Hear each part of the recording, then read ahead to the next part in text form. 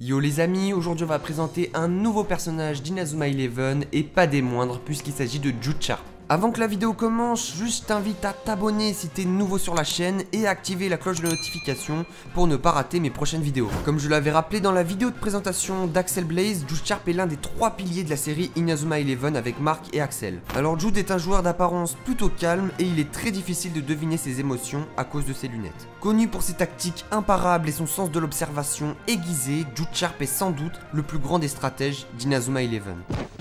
Allons-y. On va leur montrer le triangle de la mort. Dans le monde du football, Jude est très craint par ses adversaires.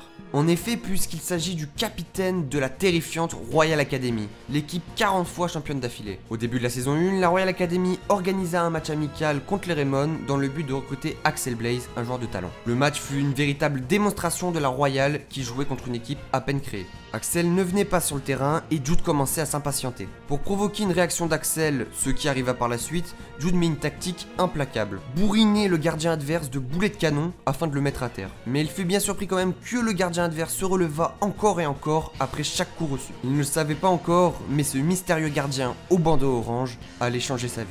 Une fois Axel Blaze sur le terrain, la Royal Academy décida de déclarer forfait pour une mystérieuse raison. Un peu plus tard, Jude se fut parfois remarqué avec Bobby Shearer et Sam Ford en train d'espionner les Raymond. Il ne savait pas pourquoi, mais quelque chose l'intriguait dans cette équipe. Un peu plus tard dans la série, on apprendra que Celia Hillis, une manageuse des Raymond, est sa petite sœur.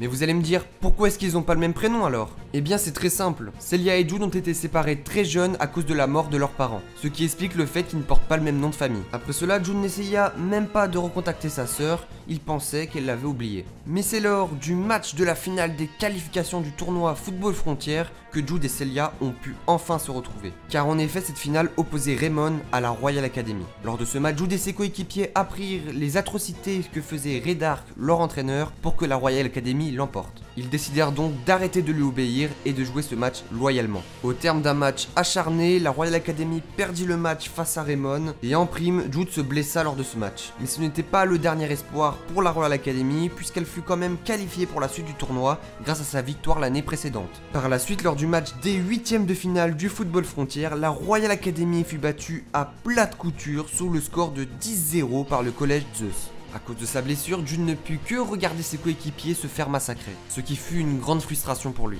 Un peu plus tard, une fois rétabli de ses blessures, Jude rejoint les Raymond pour se venger des Zeus. Il apprit par la suite que c'était Redark, son ancien entraîneur, qui était à l'origine de cette équipe, ce qui renforça encore plus sa motivation. Jude et les Raymond affronteront donc les Zeus de Redark en finale et s'imposeront 3-2 au terme d'un match devenu légendaire. Lors de la 2e saison, Jude fait partie des membres qui lutteront contre la Luce Academy. Mais entre temps, une nouvelle menace surgit. Redark était de retour avec une toute nouvelle équipe sur pied, la nouvelle Royal Academy. Avec l'aide de Caleb Stonewall, Redark manipula les anciens coéquipiers de Jude pour qu'ils se rallient à sa cause. Lorsque Raymond fut amené à jouer contre eux, David et Joe utilisèrent des super techniques interdites, ne pouvant être utilisées que 2 fois. À la 3e utilisation, le corps est incapable de se relever. En voyant cela, Jude a tout fait pour les empêcher de les utiliser. Il était vraiment hors de lui. Le match se termina sous le score de 1 partout et Jude finit par ramener ses coéquipiers à la raison. Avant de s'enfuir, Redark dit à Jude qu'il est sa plus grande création, son chef-d'œuvre. En effet, Redark a recruté puis formé Jude dès son plus jeune âge, lui a même donné ses fameuses lunettes afin d'améliorer sa profondeur de jeu. On peut dire ce qu'on veut, mais Redark a joué un grand rôle dans le développement de Jude.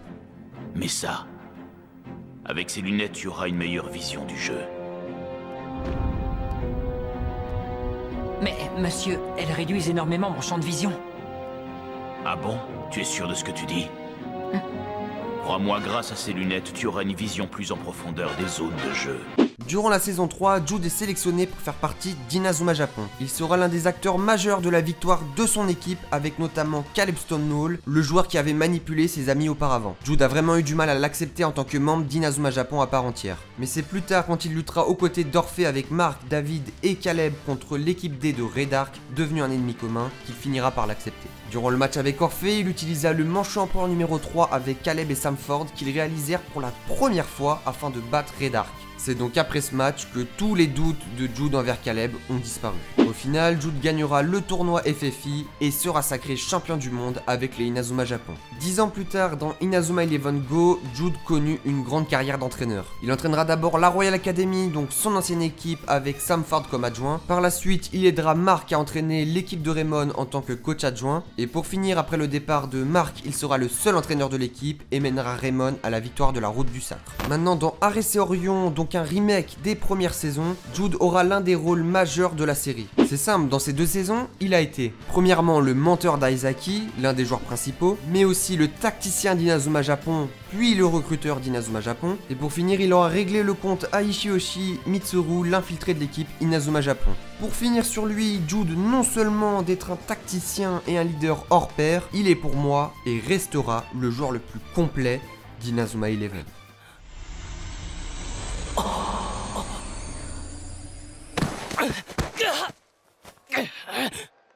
すまん。手が滑った。 Fiche technique du joueur. Alors en frappe, je lui ai mis 85, en maîtrise 95 coef 1,5, en passe 99, en super technique 90, en défense 62, en vitesse 85, en physique je lui ai mis 90 et en endurance 93. Donc vous pouvez voir que Jude est très complet, il a pratiquement aucun point faible, que des bonnes notes dans tous les domaines, c'est vraiment très impressionnant. Donc pour une note totale de 90 pour Jude. Donc voilà les amis, j'espère que cette présentation sur Jude vous aura plu. Si c'est le cas, n'hésitez pas à lâcher un pouce bleu, à vous abonner aussi sur mes réseaux sociaux, c'est très important parce que je vais faire des sondages notamment pour le prochain joueur que je vais faire. Donc venez sur mon Instagram, mon Twitter aussi. N'hésitez pas à me dire aussi en commentaire le joueur que vous voulez que je fasse pour la prochaine fois. Sur ce, c'était Rem, j'espère que la vidéo vous a plu et je vous dis à très bientôt pour une prochaine vidéo.